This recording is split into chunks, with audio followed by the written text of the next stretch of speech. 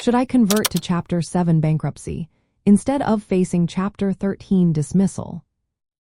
Are you wondering if converting to Chapter 7 bankruptcy is a better option than dealing with a Chapter 13 dismissal?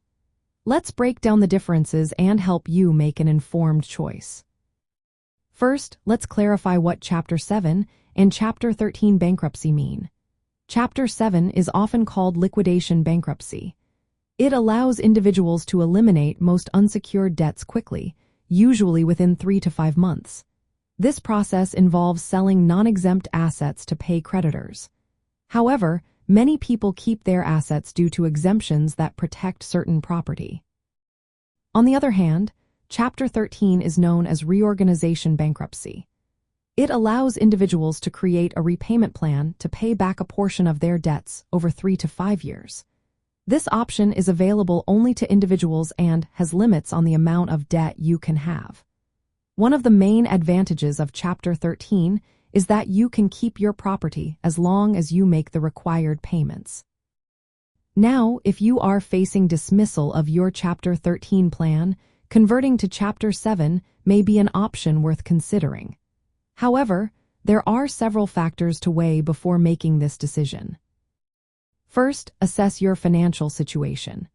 If you find that you no longer have the income to make the monthly payments required under Chapter 13, Chapter 7 might be a more suitable choice. But remember, you must pass the means test to qualify for Chapter 7. This test evaluates your income and expenses to determine if you can file for this type of bankruptcy. Next, think about asset protection.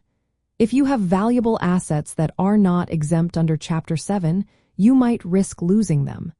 In contrast, under Chapter 13, you can keep your property as long as you adhere to the repayment plan.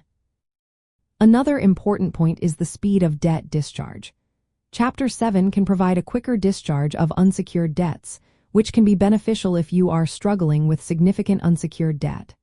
However, keep in mind that certain debts, like child support and some taxes, are non-dischargeable. You will still be responsible for these debts even after filing for Chapter 7. Timing is also a key consideration.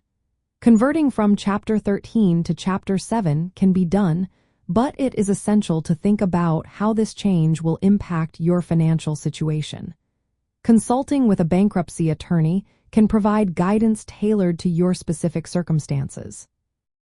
Lastly, consider alternatives to conversion.